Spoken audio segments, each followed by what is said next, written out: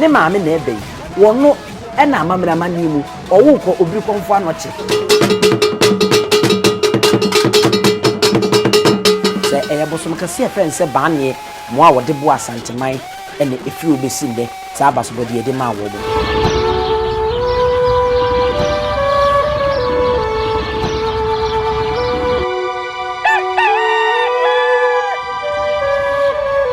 Omanfo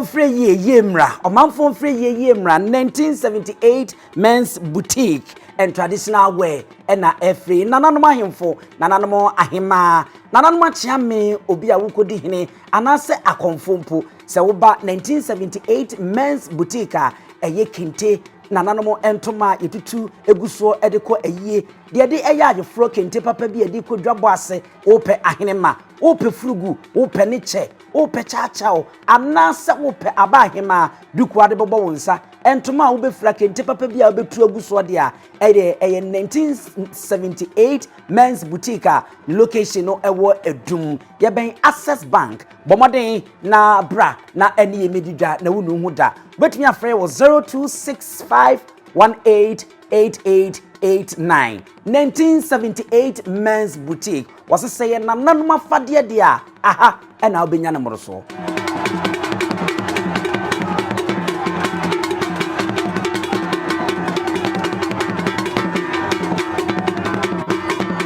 Ewusena na echampoma ntansa yadom Agona woto aso yenkwe enyasem keto akra Agona fo no wonum ena yebeka se akomfo ewo Ghana enyina ititu asantima ntem hadio wonum ena omunufu ano wonum no mye eno so ena menso eti efiye sanse obiri komfo ano chia okom ya a wo ma asante kambo mu a ene asante akwesa no ma akɔre besi otu ni nsam mujebum ya ye sansan ye fa de ye kire enu nti amenne ebinum ani tan sansan de oso ntakrache ene dum ani tan no no meslo ne maame na ebe wono ena amamra mani mu owo ko obiri konfo anoche Agona a enye asem keto a yentimi nka asante abakwasem wo abere be yi Agona fi mu nana echampoma ntansa yadom onwo fafo owufodufuo owo akonfo owo abrempo owo akunyini wono ena wayi liti a wono so obey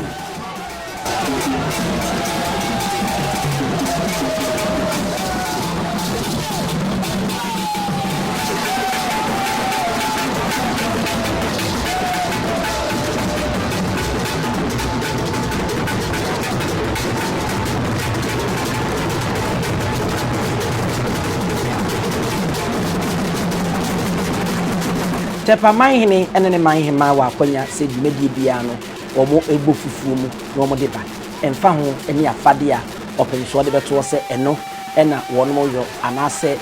fashe kro anase dwumadi ne na hosuo ni nyina abakwasem a echechira ya kana onyansapo so aka obetimi ahwehwe ya transe di ho nkomo akire mu se bosom kase friend se baane mo a wode bo asanteman ene efiri obesinde sa abasobode ye de ma wo bo ye nana ebisei atwe wampem ebae no wo to aso a wo ye ne kama enti omanhene baane bosom nkase no ena mo se eso obi no konfo no ena mo se itinwi no ebisi ha ye ni pon esisi mu esa na wo ba no a kire ye esisi ne so no nso no eyi fita ne no ena watwe ochi yi no mu se wansisi waso a untumi mu man wansi waso a untumi mu man eye kasa bebu a emudo yie pa de mu pi Tepa manhene na edi sei atwe wande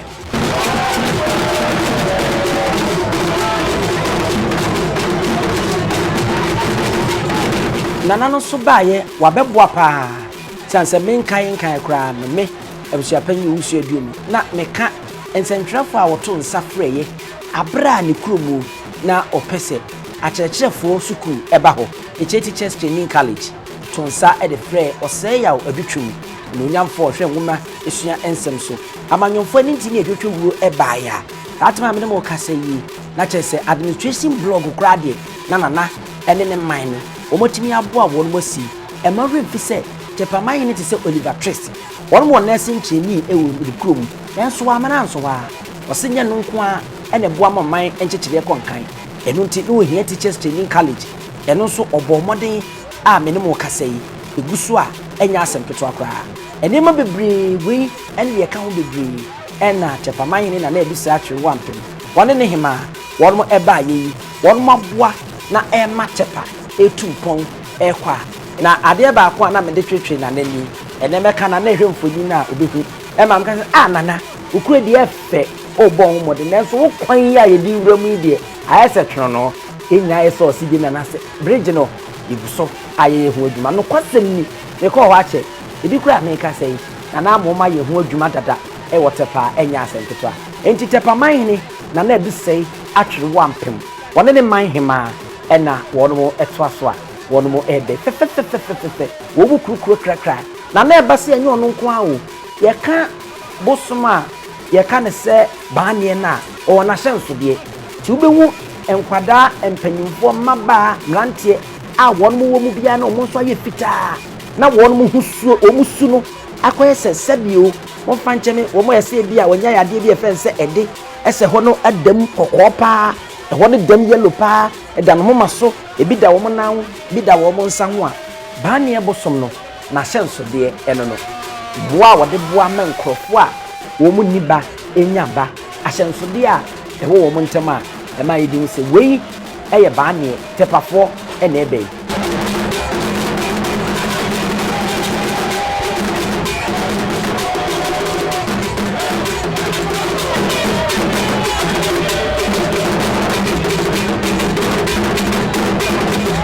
konfo ni se de na meka no eyi ni tini puapua e na esisi ho wone ne man hema ene wono so eba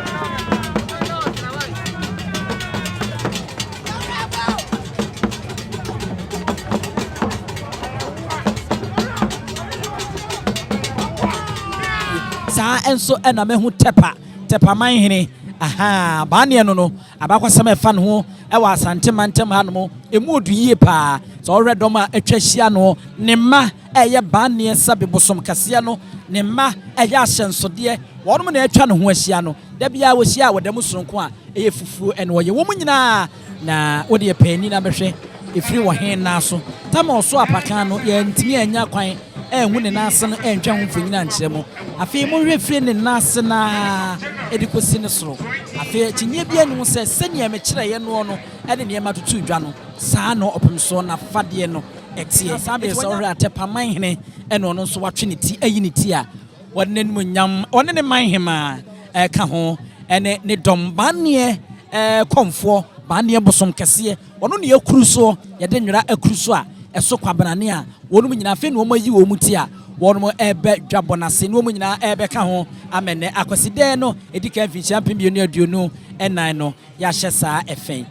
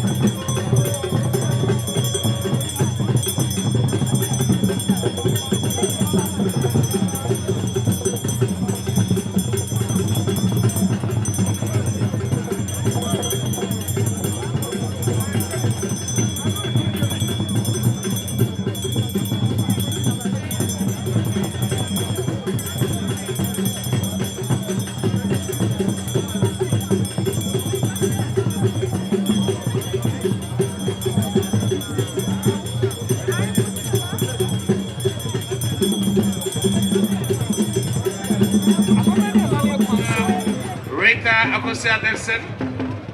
together with the Provost Chancellor, Professor Ellis Ousudabo.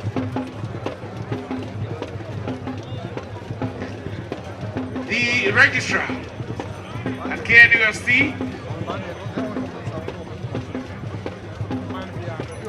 and other officials of KNUST are here to pay courtesies homage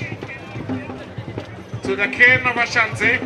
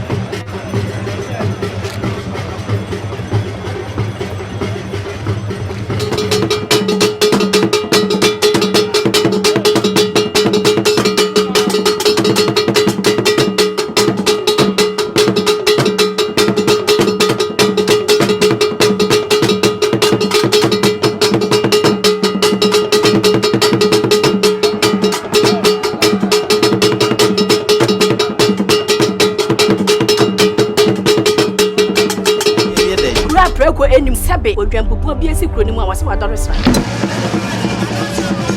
Tanyini wantena fie ema aseduamfo blani pie frimantam bahin se pin enye nkwande wa na yesotro no wa ansa na odi asebe fita na no makɔde ebrensi am wa otua ne nsem mojabumoni mu hu duanani wie klaman wo ye sɔfo kra wo nye yie bi Tonte ye no sa na ye fa Nyansapo Abone ntaka na mane yakese na ntakra abone de fanyinam kwatere kwa Mada woro ma ntuma ye fe ni din de sey ni din de Obama akola wa no so pese otrimu osuma ense bratam Tefam ne honhon hia na Amerika sa Sabe ka ya twa ni mu nyame nai ebu afa so enye de ya twa ni mu twa nyame se bedi akone be kwen bodi atwede na se kofi nro ni ya aben ntima nyina ni mu ampata na wo yade ya